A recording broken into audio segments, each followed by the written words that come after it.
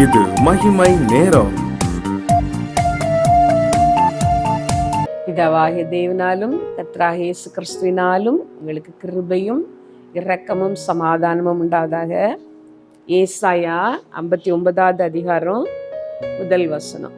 இதோ ரட்சிக்க கூடாதபடிக்கு கர்த்தருடைய கை குறுகி போகவும் இல்லை, கேட்க கூடாதபடிக்கு அவருடைய செவி மந்தமாகவும் இல்லை.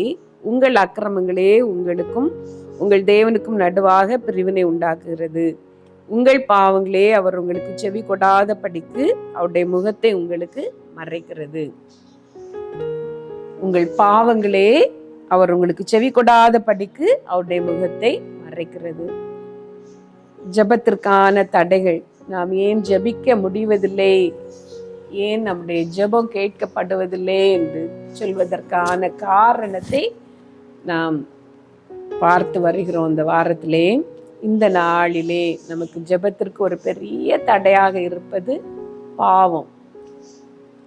பரிசுத்தமுள்ள அந்த தேவனை நாம் கிட்டி சேர கூடாதபடிக்கு, நம்முடைய ஜெபம் அவருடைய சமூகத்திலே போய் எட்ட முடியாதபடிக்கு இருக்கிறது நம்முடைய பாவங்கள். உங்கள் பாவங்களே அவருடைய முகத்தை மறைக்கிறது என்று சொல்லி வேதத்துல நாம் பார்க்கிறோம். ஜெபிக்க முடியாதபடி ஜெபம் நமக்கு கடினமாக போகும் பொழுது நாம் செய்ய வேண்டிய இன்னொரு காரியம், நம்மையே நாம் ஆராய்ந்து நம்முடைய பாவங்களை ஆண்டவருடைய சமூகத்திலே அறிக்கையிட வேண்டும். பாவங்களை நமக்கு உணர்த்துகிறவர், பாவத்தை குறித்தும் நீதியை குறித்தும் நியாய தீர்ப்பை குறித்தும் நமக்கு கண்டித்து உணர்த்துகிறவர் ஆவியானவர். ஆகவே ஆண்டவருடைய சமூகத்திலே போய் நம்மை தாழ்த்தி, ஆண்டவரே என்னுடைய வாழ்க்கையின் பாவம் என்ன, ஏன் என்னுடைய ஜெபம் கேட்கப்படவில்லை, ஏன் என்னால் ஜெபிக்க முடியவில்லை, நீர் எனக்கு உதவி செய்யும் என்று நாம் தாழ்த்தி கேட்கும் பொழுது கர்த்தர் நமக்கு உதவி செய்கிறார். அநேக பாவங்கள் நாம் செய்யும் பொழுது நமக்கு உள் உணர்வு சொல்லும். செய்யும் பொழுதே நாம் அதை பாவம் என்று கண்டு கொள்ளுவோம்.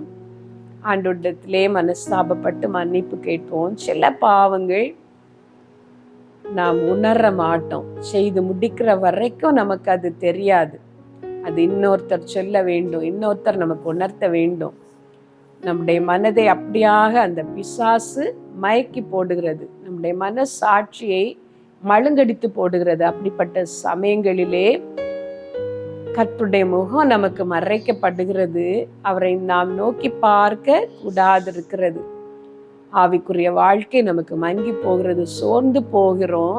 அந்த சமயங்களிலே நாம் செய்ய வேண்டிய ஒரு காரியம், கர்த்தரிடத்திலே நாம் கேட்க வேண்டும். ஆண்டவரே என்னுடைய காரியம், என்னுடைய பாவம் என்ன, எனக்கு உணர்த்தும் என்று சொல்லி ஆண்டவரிடத்திலே நாம் கேட்கும் பொழுது கர்த்தர் நமக்கு உதவி செய்கிறார்.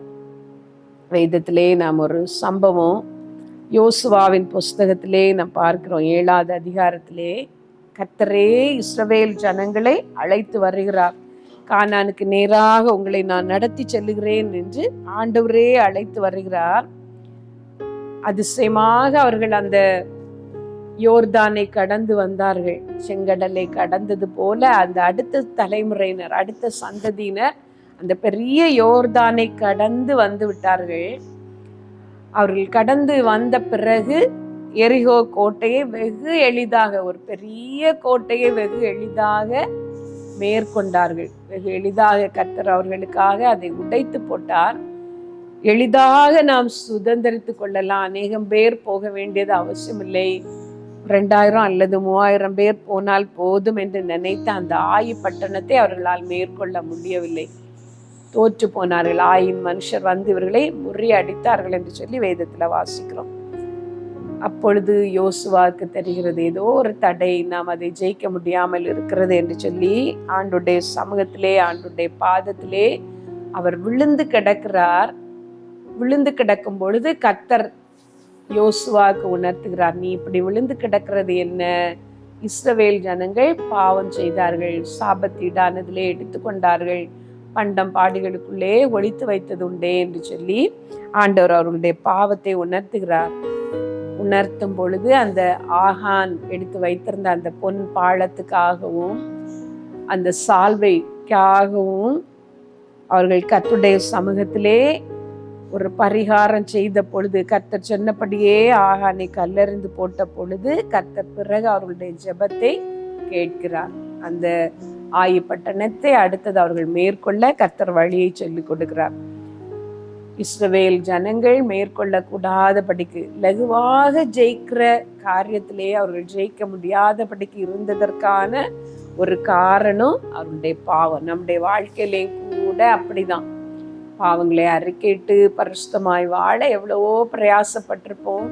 ஆவிக்குரிய வாழ்க்கையிலே நாம் முன்னேறி கொண்டே இருக்கும் பொழுது நம்மை அறியாத சில பாவங்கள் நம்மை மேற்கொண்டு கர்த்தரோடுள்ள நம்முடைய உறவை துண்டித்து போடுகிறது.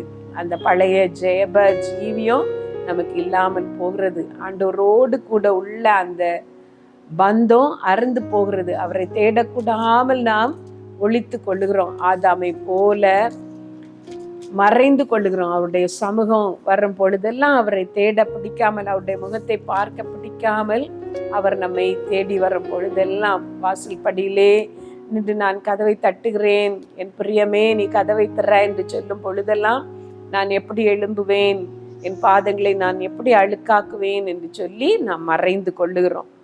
அந்த நேரத்திலே நாம் செய்ய வேண்டியது அதுதான். அந்த ஆத்தும நேசருடைய உறவை நாம் திரும்பவும் பெற்றுக்கொள்வதற்காக நம்முடைய பாவங்களை நாம் அறிக்கையிட வேண்டும். நம்முடைய பாவங்களை நாம் அறிக்கையிட்டால் நம்முடைய எல்லா அநியாயத்தையும் நீக்கி நம்மை சுத்திகரிப்பதற்கு அவர் உண்மையும் நீதியும் உள்ளவராயிருக்கிறார் என்று வேதவசனம் சொல்லுகிறது. ஆவிக்குரிய வாழ்க்கைக்கே முதல் எதிரி, பெரிய எதிரி பாவங்கள் தான். பாவங்களை அறிக்கையிட்டு நாம் கர்த்தரோடு உள்ள உறவை சரி செய்ய வேண்டும். உங்களுக்கு ஜெபிக்க முடியவில்லை, அந்த ஆதி நாட்களின் சீர் இப்பொழுது உங்களுக்கு இல்லை, ஆலயத்திற்கு போவது கூட கடமைக்காக நீங்கள் போகிறீர்கள் என்றால் உங்களையே நீங்கள் ஆராய்ந்து பாருங்கள். ஆண்டவருடைய சமூகத்திலே தாழ்த்தி, ஆண்டவரே எனக்கு அந்த இழந்து போன அந்த ஜெப ஆவி, இழந்து போன அந்த அபிஷேகம் எனக்கு திரும்பவும் வேண்டும். திரும்பவும் நான் அதிகாலையிலே எழும்பி உம்மை நோக்கி பார்க்க வேண்டும். எனக்குள்ள இருக்கிற என் ஆவியினால் அதிகாலையிலே உம்மை தேடுகிறேன் என்று சொன்ன அந்த தாவீதை போல அதிகாலையிலே நான் எழுந்து உம்மை தேட வேண்டும். அந்த கிருபை எனக்கு தாரும் என்று கேளுங்கள்.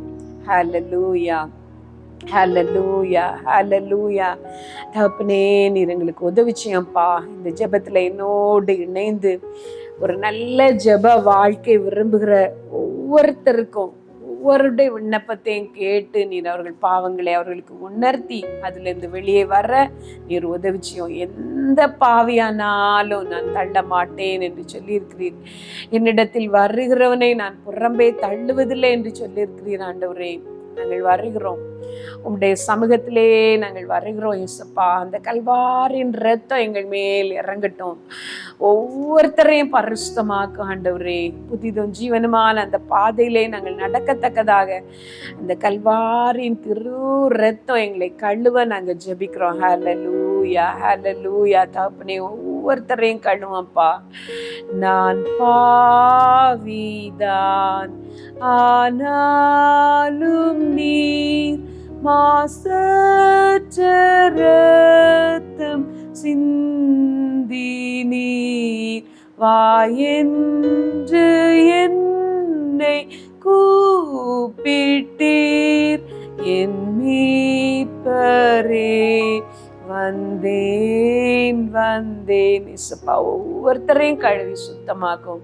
எங்கள் ஆவிக்குரிய வாழ்க்கைகளை புதுப்பித்து ஆசீர்வதியும். இயேசுவின் நாமத்துல ஜெபிக்கிறோம் எங்கள் நல்ல பிதாவே, ஆமேன்.